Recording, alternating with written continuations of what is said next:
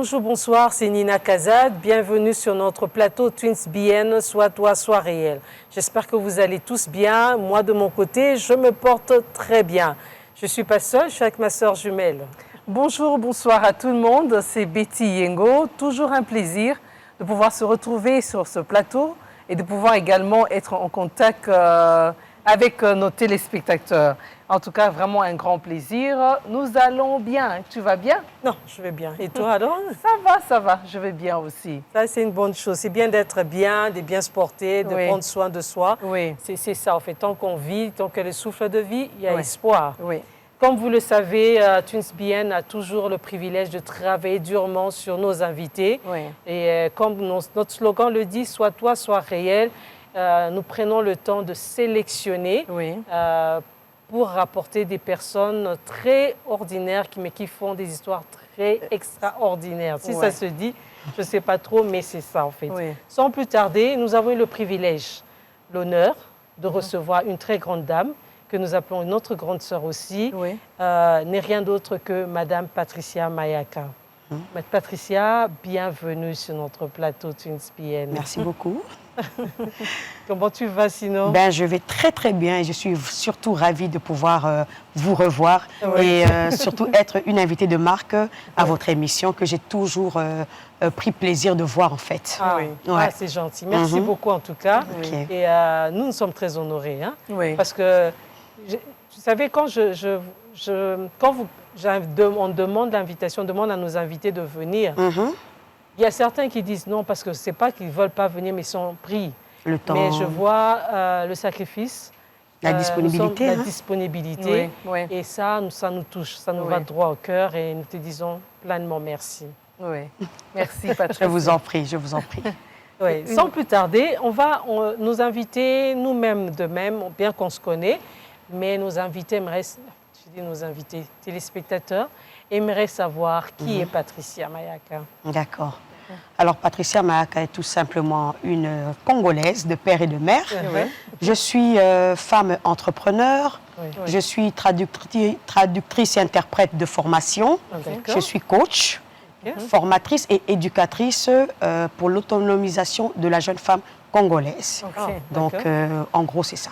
Ah, super, super. Et est-ce que Patricia Mayaka a un enfant, mariée Alors, Patricia Mayaka est mère d'un enfant, veuve. J'ai perdu récemment mon mari. Enfin, ça va faire 3 ans. Mais je suis mère de famille. J'ai un enfant que j'élève.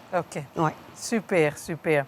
Eh bien, certainement, vous venez d'une famille biologique. Parlez-nous en quelques mots de vos parents, sans citer le nom, soyez vraiment libre. Il n'y a pas de souci. Des frères et sœurs également. Alors, déjà, la particularité chez nous, c'est que nous avons des jumelles, tout comme vous, qui se ressemblent également.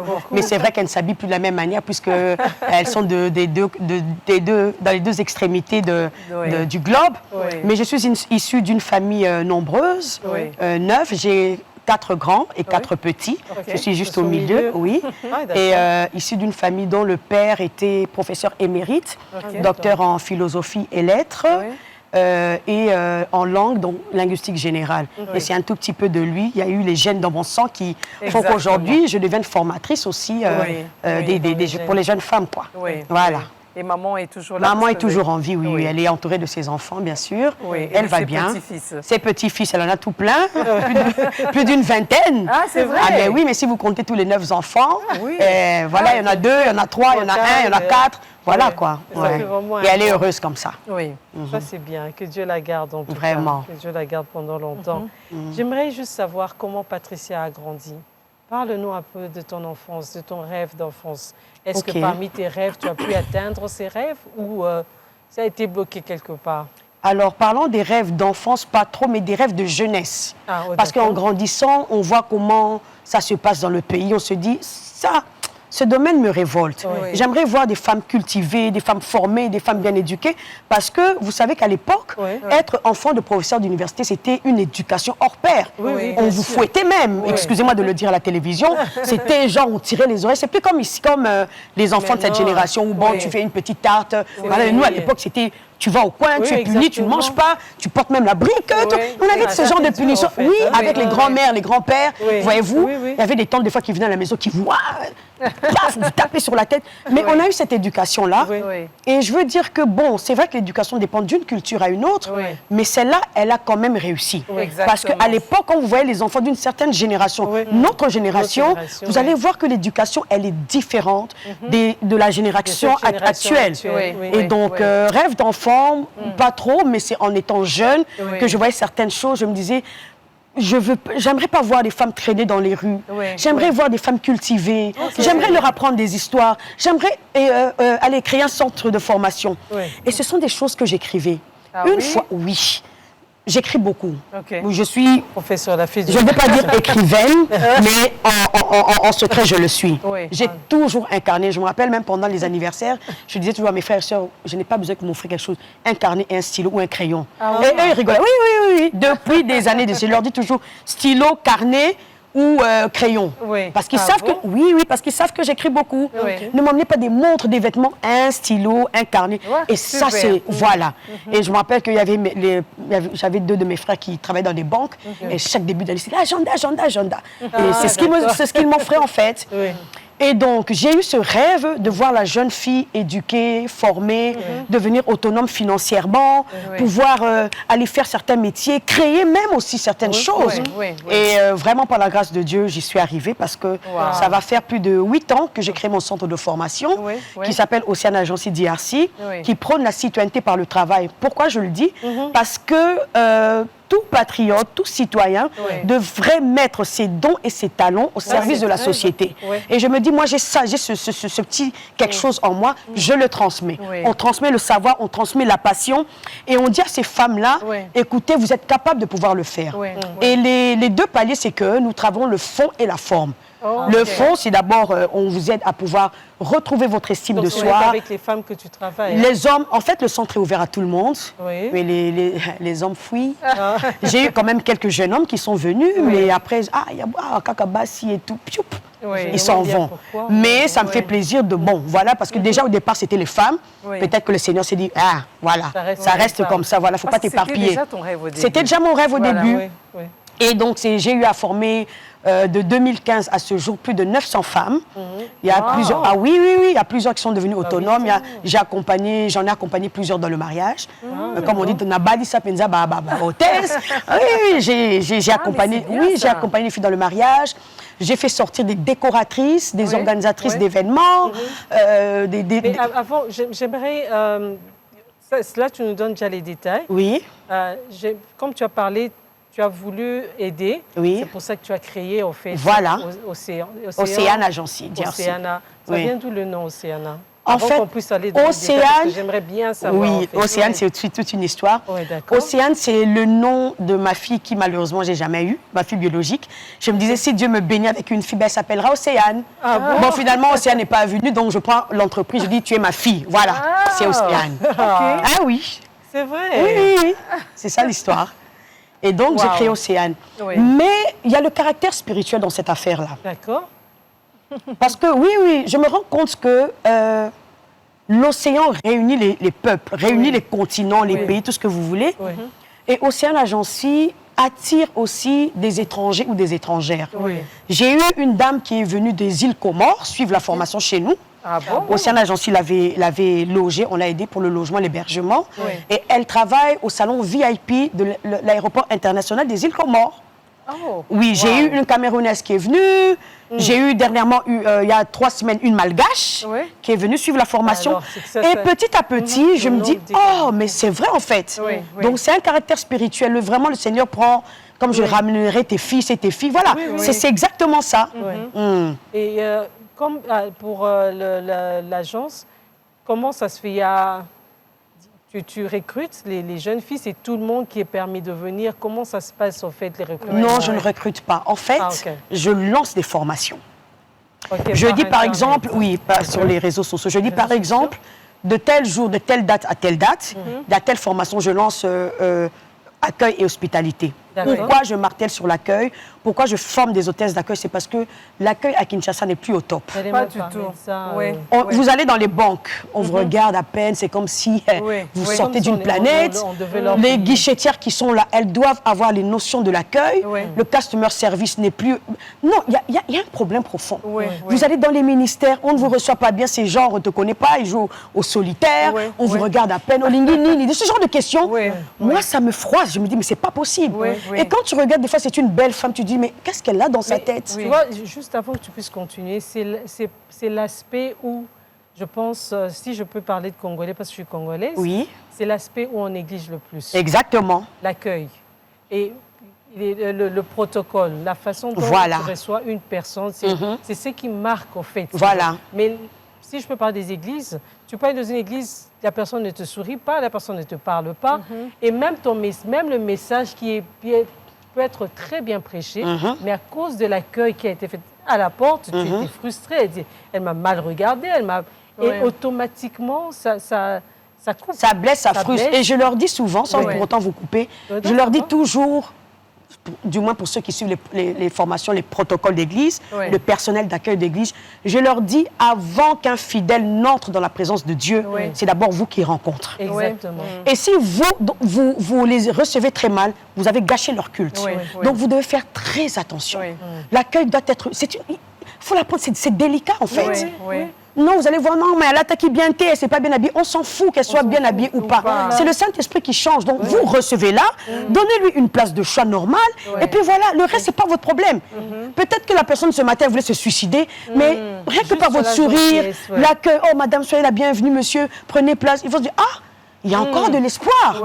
Mais et comment ça se passe? Comme tu as dit, tu lances sur les réseaux sociaux. Alors, quand je lance sur les réseaux sociaux, je dis, par exemple, les formations, c'est dans 2 ou 3 semaines. Je mets le prix, il y a des formations à $50, des formations à $100. Vraiment, je fais en sorte que ce soit accessible aux Congolais. Il y a un endroit où ils vont, ils viennent. Oui, j'ai le centre de formation. J'ai le centre de formation. J'ai le centre de formation. Un Binza Pigeon ici, sur l'avenue Kokolo 19 bis. Le centre de formation existe. Et donc, elles viennent et je leur dis le paiement se fait uniquement à la banque. Parce qu'on doit aussi développer cette culture-là, de pouvoir faire les dépôts à la banque. Et puis même quand tu vas faire un dépôt à la banque, tu es content, tu dis, ah, n'a quelle banque, quoi. Donc, ça fait bien. Et par rapport aux entreprises aussi, c'est bon parce que le jour où vous aurez besoin de demander un crédit, ils se disent, ah, il y a quand même des transactions, un mouvement. Donc, et pour elles aussi, je leur apprends. Et pendant nos formations, j'insiste toujours sur le fait que vous, femmes entrepreneurs, ouvrez un compte bancaire. Je dis, hey, c'est compliqué. Il peut y avoir un incendie, il peut y avoir quelque chose. Gardez à la banque. Ça va. Et puis, quand vous ouvrez un compte bancaire, ça te donne une certaine valeur. Tu te sens bien. Voilà, tu te sens responsable et tout. Donc, n'hésitez pas de le faire. Et c'est parmi les conseils que je leur donne par rapport à l'autonomisation de la femme. Je dis, ça là aussi, ça compte. Mais j'ai vu sur Internet, sur ta page, quand tu formes les gens, c'est vrai que tu as dit au début qu'il y a des Camerounais qui rentrent, qui travaillent dans leur pays, mais tu as également une équipe à toi. Oui, bien sûr. Maintenant, ma question, c'est, est-ce que c'est une équipe standard ou il y a une équipe qui s'ajoute ou comment tu fais? Parce qu'à la fin, tu vas te retrouver avec plusieurs personnes, Voilà. C'est simple. Alors, de toutes les personnes que j'ai eu à former, il y a de celles qui sont disponibles. Parce que lorsque vous suivez une formation en accueil hospitalité, après que vous effectuez votre stage, on trouve des entreprises partenaires au sein d'Agency qui acceptent de prendre des stagiaires. Dès que vous finissez votre stage, vous avez votre brevet de fin de formation et vous faites d'office partie des hôtesses d'accueil événementiel d'Océan Agency. Alors, quand nous avons un événement quelque part, on regarde la proximité des hôtesses qui habitent à tel endroit, non loin, pour éviter le problème de transport, tout ça, et on sélecte. Mais j'ai plus ou moins 3 à 4 superviseurs. Oui, parce qu'il peut arriver que 2, ce jour-là, le week-end, elles ne soient pas disponibles. Donc, tu as les 2 autres sur qui tu peux compter et elles managent un peu l'équipe. Et voilà. Donc, c'est comme ça que ça se passe. Oui. Bien sûr qu'elles ont leur cachet. Au sein de l'agence, il y a ces frais d'agence qui lui reviennent, mais elles sont payées après chaque prestation. Ah oui, bien sûr. Oui.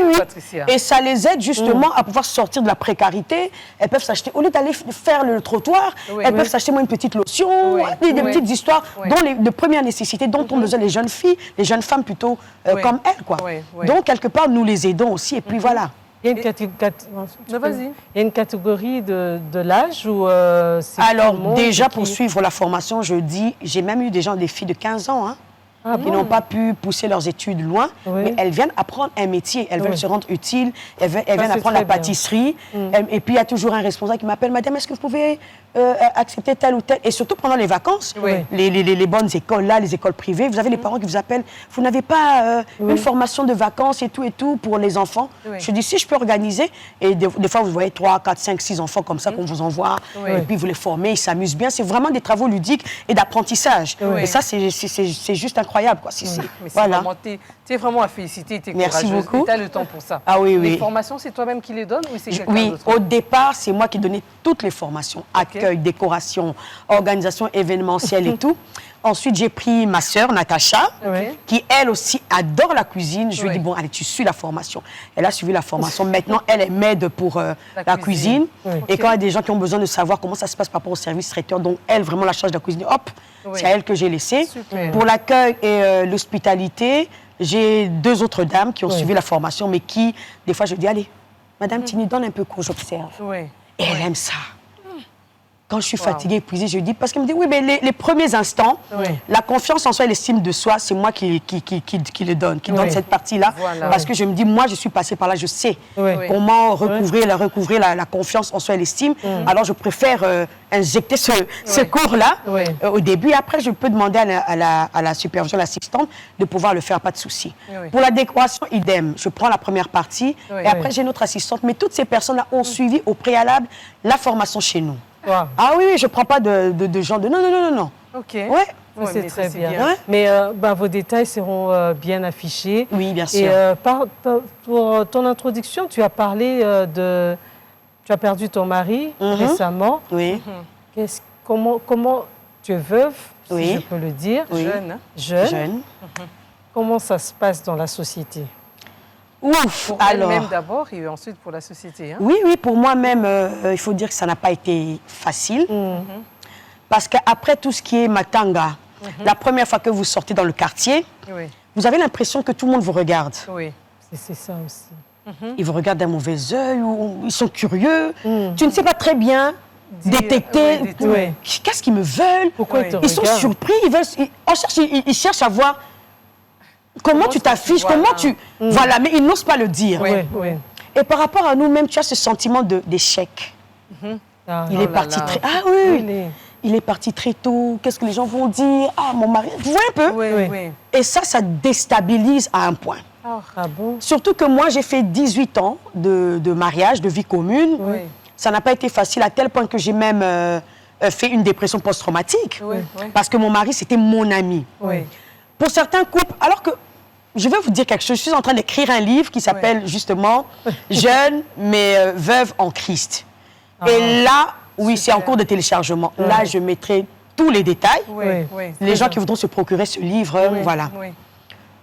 En tant que servante de Dieu, j'ai mon ministère, c'est un ministère de l'encouragement des blessures intérieures. Je me suis basée sur Romains 12:8, où on dit que celui qui enseigne le fasse bien. Bref, et moi je rajoute pour celui qui encourage, qu'il encourage bien. Voilà. Et donc, il fallait, ça c'est le Saint-Esprit qui m'enseigne ces choses, que je sois passée par certaines choses pour pouvoir au mieux expliquer mon expérience à certaines personnes et qui comprennent que on n'est pas surhumain, nous sommes des êtres humains. On peut flancher, on peut tomber, on peut pleurer, on peut faire des dépressions, ça arrive. Mais le tout, c'est de ne pas pouvoir rester dans cette position-là. Parce qu'il y a les enfants. Les enfants vous regardent. Et quand un enfant sent que maman est tout le temps triste, triste, l'enfant ne sait pas non plus où se placer. Alors, pour ma part, mon fils qui est adolescent, l'adolescence, c'est un âge compliqué. Hein? Très compliqué. Donc, toi, tu fais une crise et lui fait une crise. Il va commencer à sortir dehors, il peut commencer à fumer, à se chanvrer, à faire n'importe quoi. Et il y avait tout ça. Oh là là. Il y avait tout ça. Heureusement pour moi que, avec la prière, l'accompagnement de la famille, je bénis ma famille, j'ai une bonne famille. Ah oui, qui m'ont vraiment tenu par la main. Et qui m'ont aidé à me relever. Bien que déjà de nature, je sois une personne forte de caractère, où les gens disent, écoute, allez, la canaille, mon bal, il n'a été. Attends. De mon vivant, mon mari n'aimait pas me voir triste. À chaque fois qu'il me voit triste, ou bien, directement, il te trouve une solution. Et à chaque fois que tu vas être triste, tu sens, ne sois pas triste. Et je me dis, peut-être que c'est lui qui me parle, c'est vrai qu'il y a la voix de Dieu, mais... Et ça, les gens ne comprennent pas parce qu'ils ne vivent pas en toi. Ils ne savent pas, mais qu'est-ce qu'elle raconte? Voilà. Et je me rappelle que même ma belle famille me dit, oui, mais très sympathique, qui me dit, tu ne vas pas t'asseoir par terre, comme font d'autres mamans, 40, 50 jours. Non, non, non, non. Toi, tu es une femme entrepreneur. Ce que Olingi, lobby, ok, au Samoussala. Moi, je dis non, ça c'est... Je vais quand même observer les 40 jours, comme ça se passe. Et après, je pourrais justement me lancer dans mes formations parce que ça va m'aider justement à noyer le chagrin, voyez-vous. Et donc, c'est ce qui s'est passé. J'ai observé mes 40 jours, tout ça. Je pense encore 2 ou 20 jours encore après. Et c'est après que j'ai commencé à reprendre les activités. Mais j'étais vraiment concentrée dans les activités à telle enseigne que j'ai fait encore un surmenage. Parce qu'il fallait beaucoup travailler. C'était là, je travaille, il faut que je fasse l'argent. Donc, tu n'es plus seule. Et plutôt, vous n'êtes plus à 2, tu es seule. Donc, tu penses, je dois prendre telle décision. Si l'autre était là, qu'est-ce qu'il allait dire? Tu commences à réfléchir pour 2. Tu travailles pour 2. Parce que lui pouvait ramener telle somme d'argent. Et moi, c'était bon, lui, juste ça. Mais maintenant, le loyer, tu dois le faire. L'éducation de l'enfant, l'école, machin. Oui, certaines personnes peuvent aider.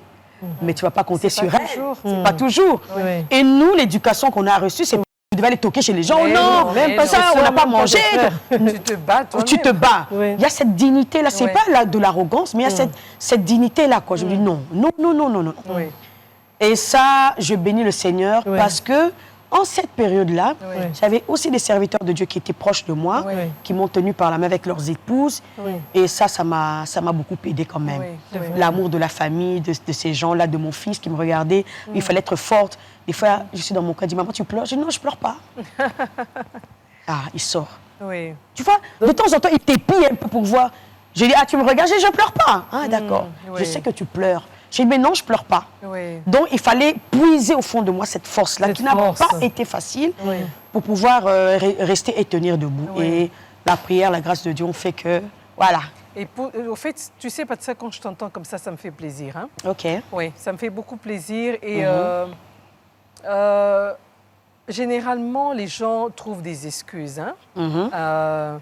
Dans des situations qui arrivent dans la vie. D'accord. Ils trouvent des excuses pour rester enfoncés.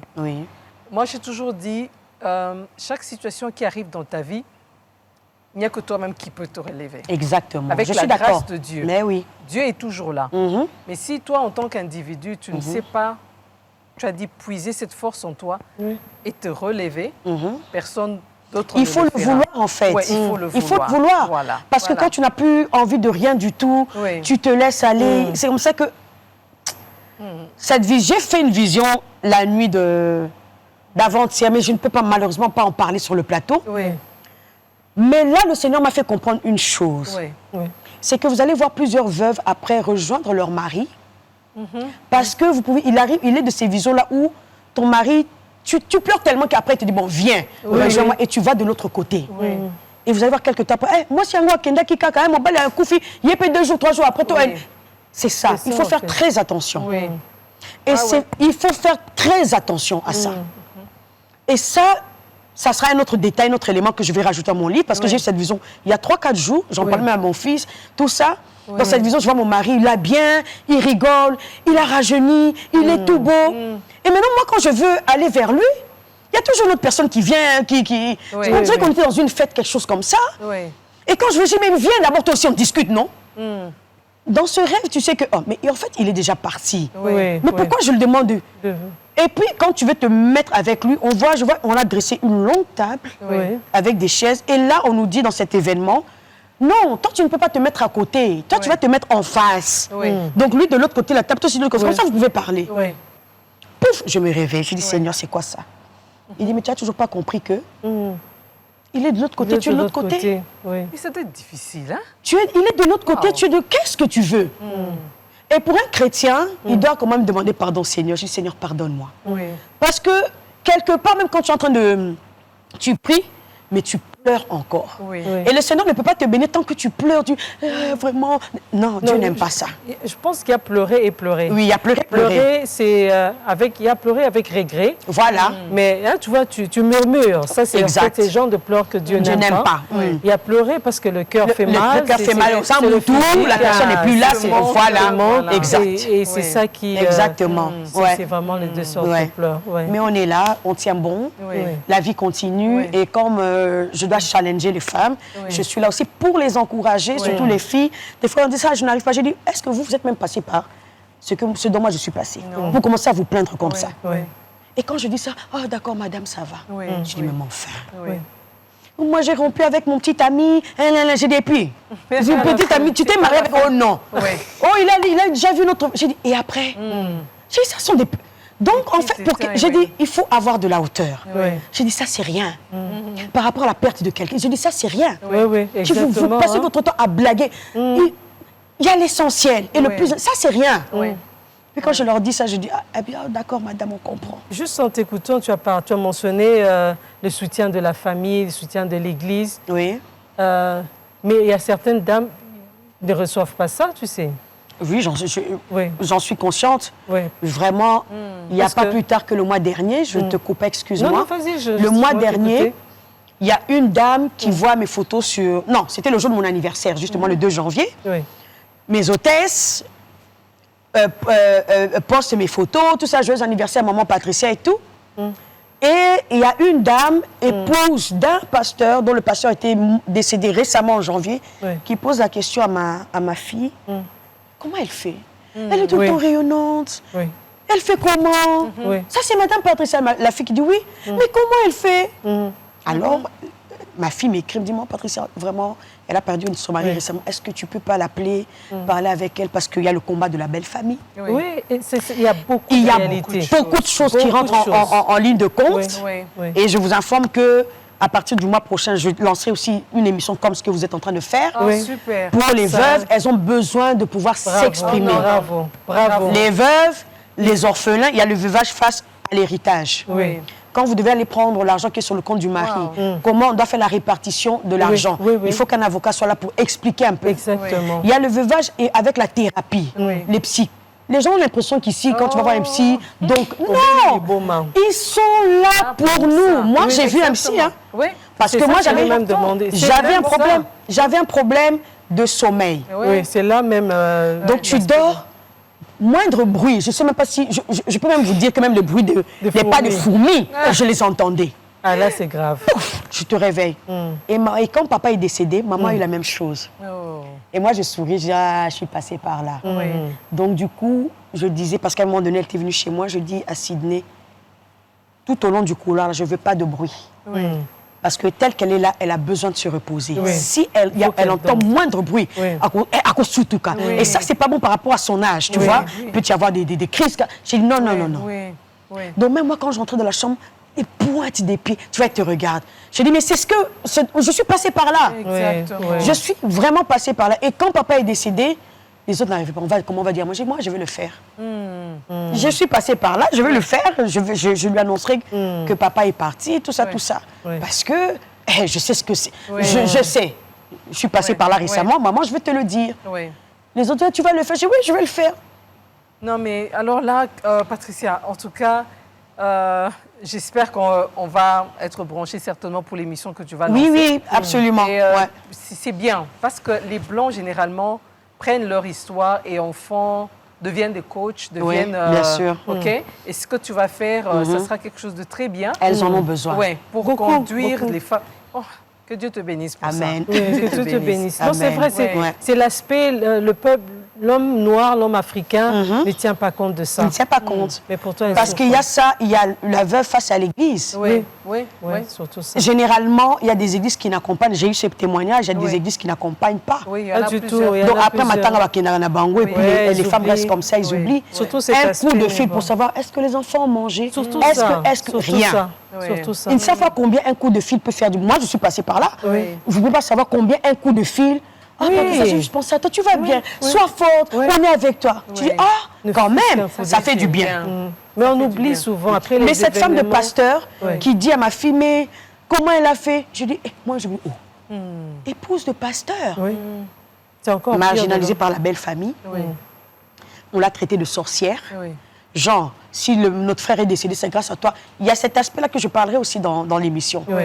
Comment est-ce que les belles familles ne veulent pas prendre leurs responsabilités? Leur frère était peut-être malade, mais tu indexes la femme comme « Oh, c'est Yom Tobomi ou Ben » alors que la femme était tout le temps à l'hosto avec le mari. Il y a ça aussi. Vraiment que Dieu nous garde. Je demanderais vraiment aux femmes d'être fortes. On est vraiment là pour elles. Et ici, moi, j'ai toujours dit ici, on ne devrait pas laisser toute la charge à l'Église de pouvoir enseigner toutes ces choses. Que Dieu te bénisse pour ça et de pouvoir continuer à faire ce que moi j'appelle l'œuvre de Dieu. Exact. Oui, c'est ce que j'appelle, parce qu'une veuve aussi qui n'a pas reçu Christ, quand tu lui procures tant d'amour comme ça, tu lui montres le chemin, cette personne-là va recevoir Christ. Tout à fait. On est arrivé à la fin. Wow.